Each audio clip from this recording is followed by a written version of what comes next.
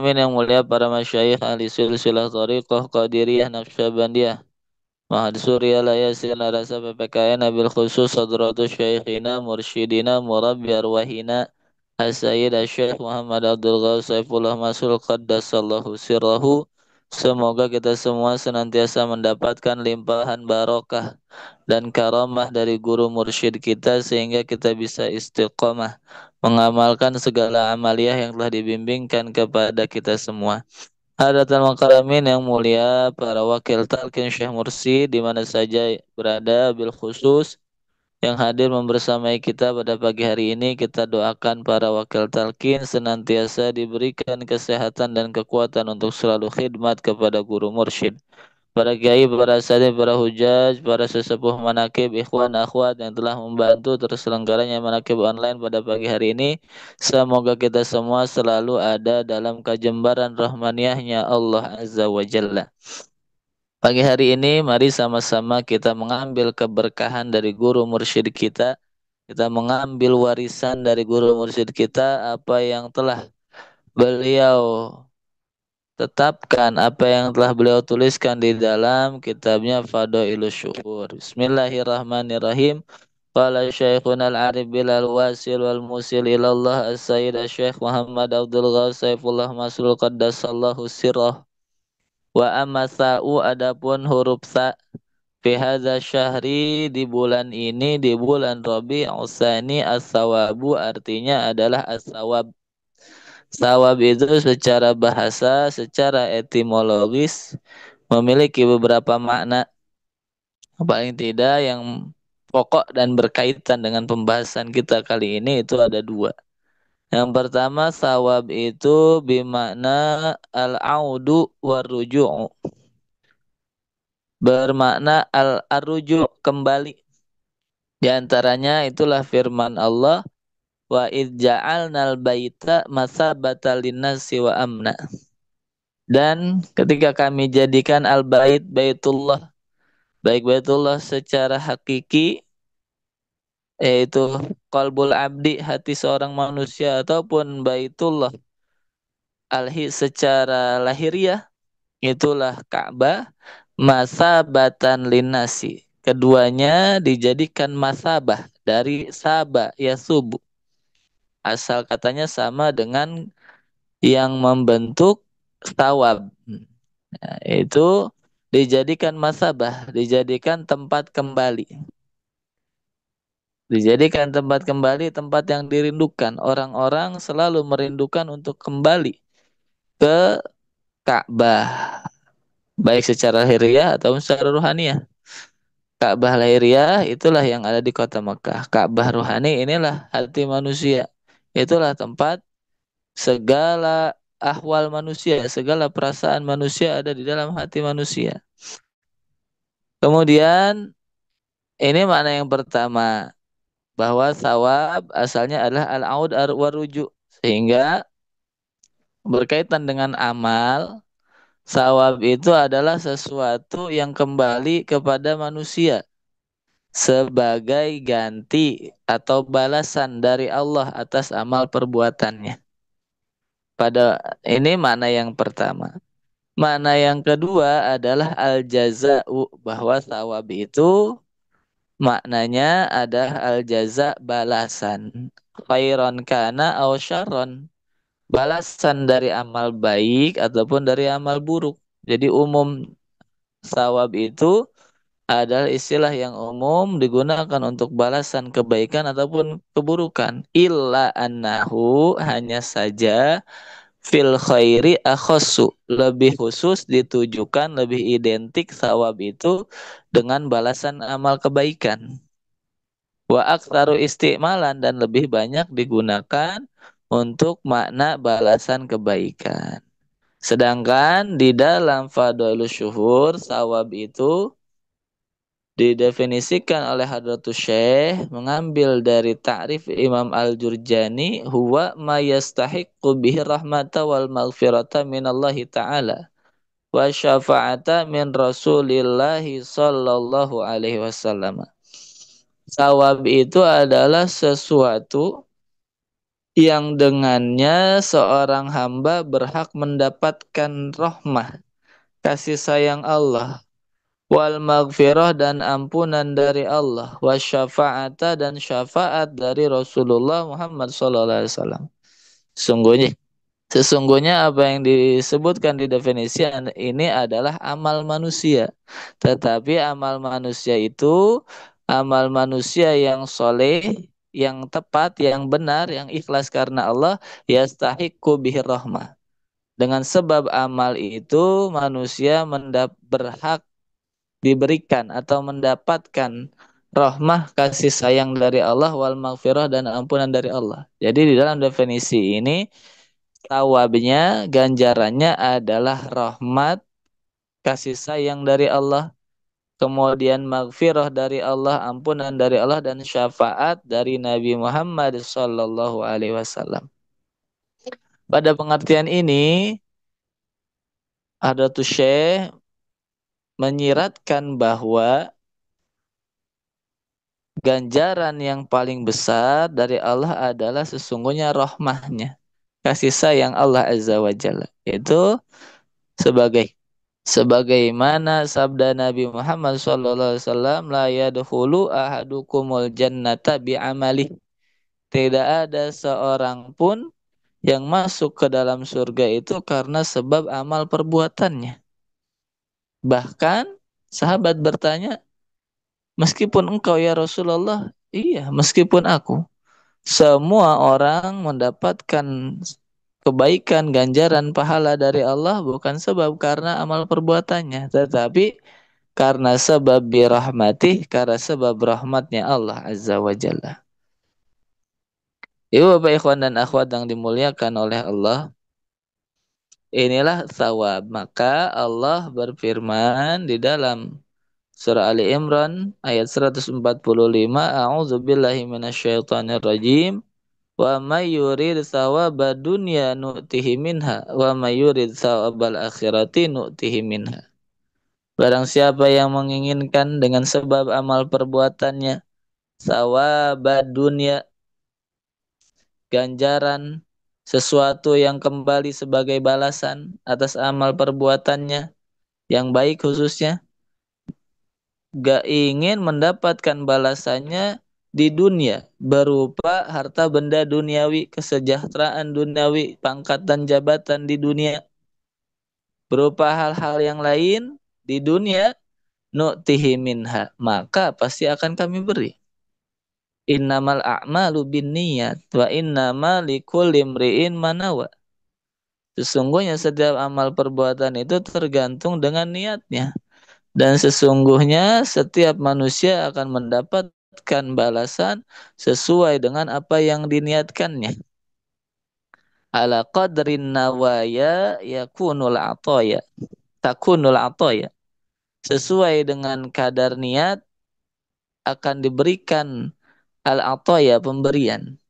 Jika kita niat beramal untuk dunia saja, maka akan diberikan dunia sesuai dengan yang diniatkan oleh kita, sebagaimana apa yang didapatkan oleh orang-orang yang tidak beriman kepada Allah. Di antara sifat Allah, Allah itu adalah zat yang tidak tidak pernah zalim kepada siapapun itu. Kepada siapapun, baik kepada orang yang mukmin atau yang tidak iman kepada Allah. Di antara bentuk keadilan Allah, Allah tidak zalim kepada orang yang tidak beriman kepadanya adalah Allah tetap memberikan balasan kebaikan atas amal baik yang mereka lakukan di dunia ini. Tetapi karena niat mereka hanya untuk dunia saja, Allah berikan sesuai dengan niat mereka. Diberikanlah segala kebaikan di alam dunia ini. Wa mayurid sabal akhirati nu'tihi minha. Dan barang siapa yang menginginkan dengan sebab amal perbuatannya ingin sawabal akhirah, balasan sesuatu yang kembali kepada dirinya sebagai ganti atas amal perbuatannya.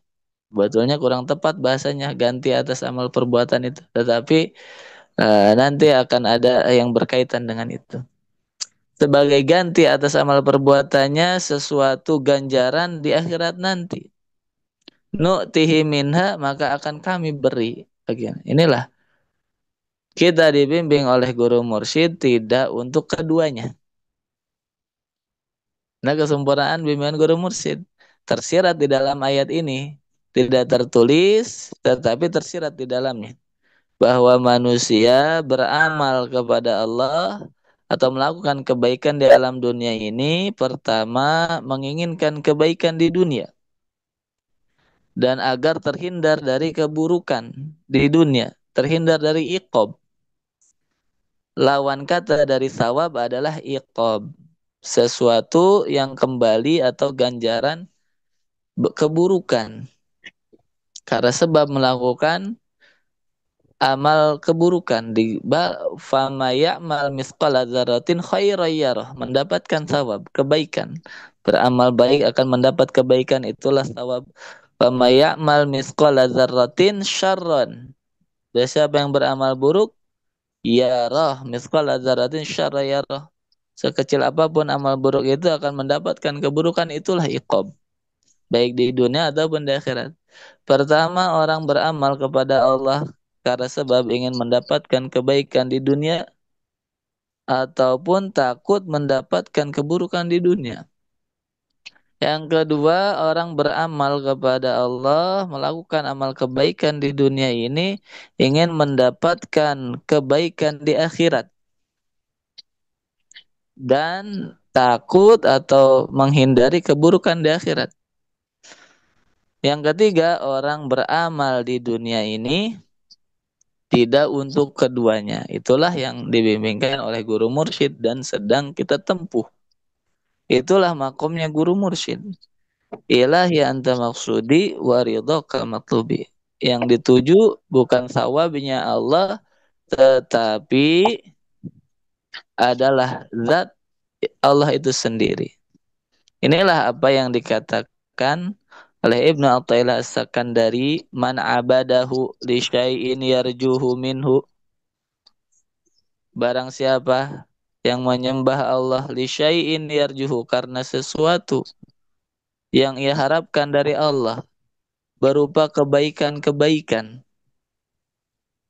ataupun ia takut mendapatkan keburukan untuk dirinya, ia ibadah kepada Allah agar ia terhindar dari malapetaka, kesulitan, kesusahan di dunia ataupun di akhirat.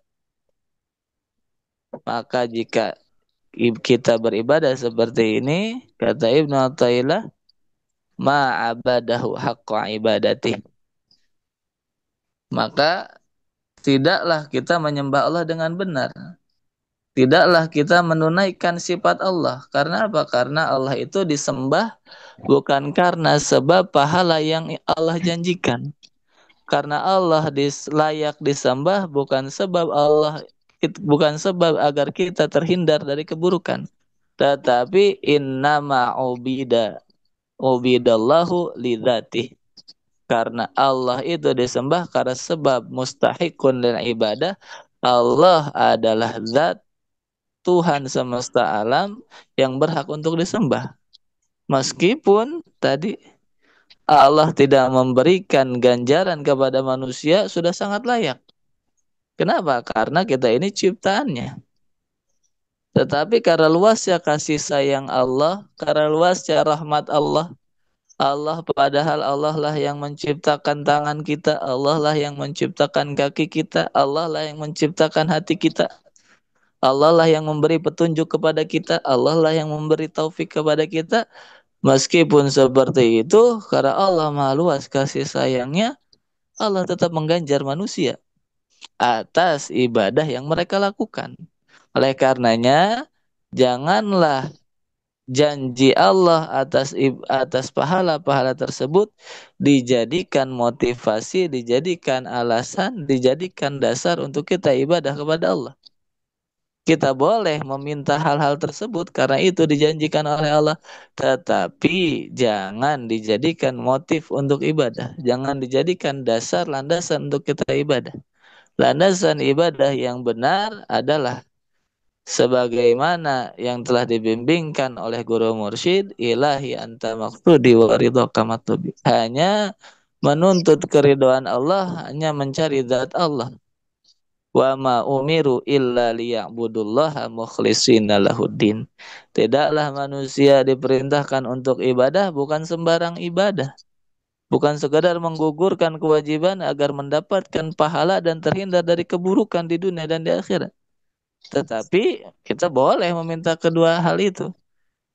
Tetapi jangan dijadikan landasan. Karena manusia diperintahkan untuk ibadah mukhlishina lahuddin dalam keadaan ikhlas. Itulah amal ikhlas, itu adalah pekerjaan hati apa yang telah dibimbingkan oleh guru mursyid kepada kita. Sehingga Hadratus Syekh di dalam penjelasan berikutnya terakhir mengenai thawab ini menyebutkan bahwa menurut ahli tasawuf pahala yang hakiki di alam dunia itu adalah amalun solih yaf'aluhul abdu ba'dal amalis solihil awal. Amal soleh yang kita lakukan setelah kita melakukan amal soleh sebelumnya adalah ganjaran yang hakiki, pahala yang hakiki, bukan sekadar harta benda duniawi yang kita harapkan dan lain sebagainya. Justru pahala atau ganjaran yang hakiki yang tidak kita sadari adalah ibadah itu sendiri. Inilah apa yang dikatakan oleh Ibnu Athaillah, kafa min jazaihi iyyaka 'ala ta'ah an radiyaha laka ahlan. Cukuplah sebagai balasan ganjaran dari ibadah ketaatan yang kita lakukan, an radiyaha laka ahlan, bahwa Allah ridho, Allah memberikan taufik dan hidayahnya untuk kita beribadah kepadanya. Berapa banyak manusia diberikan lisan, tetapi berapa banyak lisan itu yang Allah tetapkan untuk menyebut asma. Berapa banyak manusia diberikan kekuatan hari ini, tetapi berapa banyak manusia yang menggunakan kekuatan kesehatannya untuk beribadah kepada Allah. Inilah hakikat thawab dari Allah. Kita bersyukur kepada Guru Mursyid telah diberikan bimbingan amaliyah yang sempurna. Kita niat ibadah untuk mencari ridha Allah, tetapi kita tetap menerima segala anugerah balasan yang Allah berikan atas ibadah kita. Semoga kita semua dijadikan murid-murid yang istiqamah, bersyukur kepada Hadratus Syekh. Kita ucapkan alhamdulillahilladzi faddalana ala katsirin min ibadihil mu'minin. Hadanallahu ikum ajma'in. Wassalamualaikum warahmatullahi wabarakatuh.